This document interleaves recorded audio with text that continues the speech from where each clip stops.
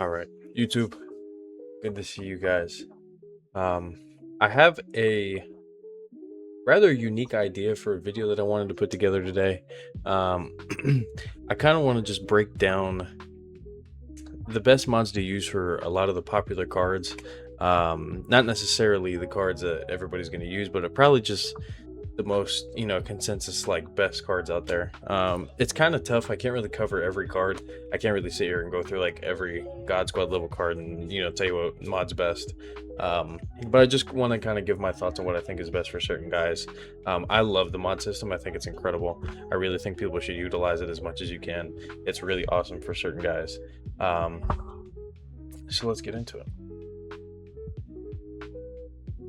So as you'll see here, this is kind of the squad I'm rocking at the moment. I just got JRAM. I subbed in JRaw for Lindor just because JRaw is genuinely better. But I'll cycle through. I'll start off with my team, and then I'll cycle through some cards that I know a lot of people use. We'll work from catcher to center, and I'll just kind of walk you through everything. Now, of course, I don't have access to all the mods quite yet with some of these cards. I'm still paralleling them up and trying to move along with them. But without further ado, let's start with Victor Martinez here at catcher. So personally, I am running fielding power on him. He's already a pretty high contact guy, and my biggest worry with him, because without this mod, I think he has like 75-ish defense or something like that. And there's really not that many super great defensive catchers. Biz Mackey's really good. He's actually kind of gross with a fielding mod. We'll get into that. But I like to run this. You can run fielding contact if you want. But I definitely recommend, if you're gonna run either fielding power or fielding contact, do primary fielding. I think that's important for a lot of guys. The discrepancy between running power fielding or fielding power, or vice versa with contacts or whatever.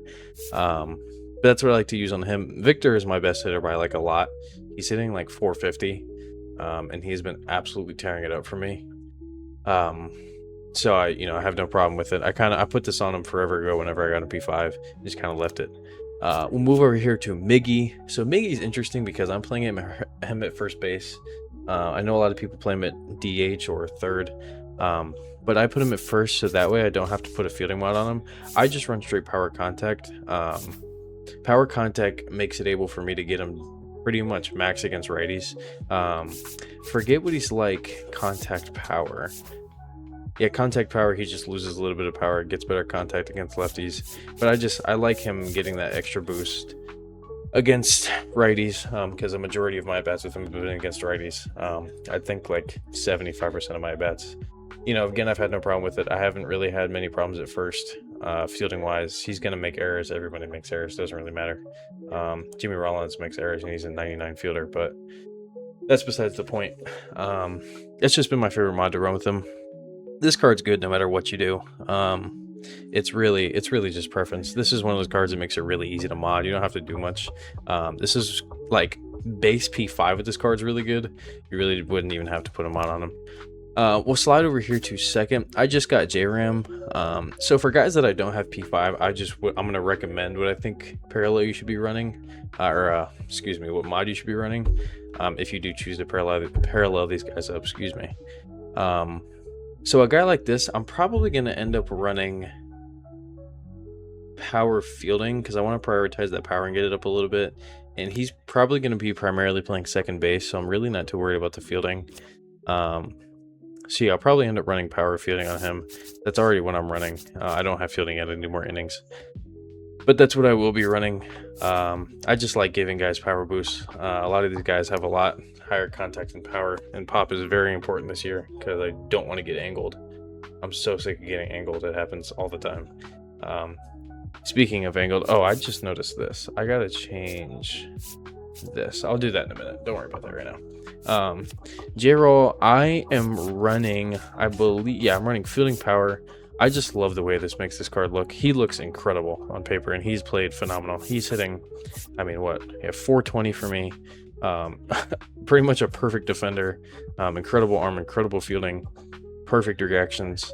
The power numbers are fine. I don't really care that much. The contact is more what I'm worried about, and it's kind of money. This has honestly probably been my favorite card as of recent. He's so much fun. He's an incredible fielder. He does literally everything. That's a really good card for me. Chipper is an interesting one because they gave him weird defense. Like, he's fine moving forward and he's fine to his left, but I've had some really bad animations with him. At the moment I'm running just power contact. I probably should be running power fielding, but it doesn't give him that much of a boost. Like, we run power fielding, it gets him just to 80 fielding. He looks a little better on paper, but at the moment it just really doesn't make that much of a difference to me. Let me know if you agree or disagree with that. If you think that I'm a dummy for not running a fielding mod on him, let me know. I very well could be missing out. Over to Ian Happ. As a corner outfielder, I'm a lot more worried about reaction than speed. And giving him a power contact mod is exactly what that does for me. Sorry. Fielding contact. Giving him fielding contact does exactly that. The only spot he's kind of weak to is his left, but that's okay. It's nice because I have Beltran out there, so anything to his left, he's ranging towards Beltran. He's a fine defender. He's pretty slow. His arm's kind of weak, but he's not bad out there. He gets pretty good reactions for me, actually. Beltran, there's really only one mod you should be running in my mind, and that is... Okay. Forgot I was running just straight speed on this card. I personally recommend this mod because having 99 speed in center is huge, and like if we were to give him straight fielding, let's see what this looks like. His arm gets a lot better, his fielding gets a lot better, but he's got 85 speed. And 85 speed is not going to play out in center, unfortunately. I really wish it would. If you really want to, you can try to make it work. I mean, even speed fielding only gets him, 95 speed, and the fielding doesn't get all that much better. So that's just what I've personally been using. I just prefer speed over anything in center. It's really just a preference thing. It's how I've always liked it. Moving over to Ken, I think I recently just changed this. I was using power or fielding power for a while. I changed it to just power. Same thing, he's a corner outfielder. I was really tired of getting angled, and this boost helps him out a lot. I think he's like 76 or 77 power with the fielding power boost. I like this a lot. This is what I prefer to run on him. I haven't really had any issues with it. I've had no reason to want to change it. It's just worked the best for me. I gotta move Jackie back to the bench. I'll figure that out later. Excuse me. So on to pitching. Pitching is kind of interesting because it's a lot less rewarding than hitting, I guess. You don't see the results as immediately. But like, you can boost hits and Ks per 9, but I don't think about it as much. And it's tough for me. I'm not sure. I haven't really paid a whole lot of attention to the mods I've been running on these guys. I don't even have a mod on Noah Schultz. And like my bullpen guys, I really haven't worried about a whole lot. I just haven't put a whole lot of thought into it. There's not really many glaring issues on guys, but if the thing is, like, I could use it on a guy if he has weak hits or Ks per 9, but there's a good chance he's not even going to be in my bullpen in the first place because, it's just not worth it trying to parallel him that much, and relievers are much harder to parallel, as everybody knows. So yeah, that's kind of my take on pitchers. You can do whatever you want if you really want to give a guy Ks per 9 boost, a hits per 9 boost, a K and hits per 9 boost, a control boost, whatever you want to do. So let's get on to some more very popular cards. We'll look at this Ellie card. I know a lot of people like this card. I personally would run a fielding power mod on this card. He's a really bad fielder from what I've seen for some reason. He's just really bad for a lot of people. I do think putting a fielding and power mod on him would help out a tremendous amount. Let's see what that looks like. So yeah, it gets his fielding up to 91. It boosts the power to 102 and 85. So that's a tremendous help. That gets him 8 fielding points up. That's what I meant to say.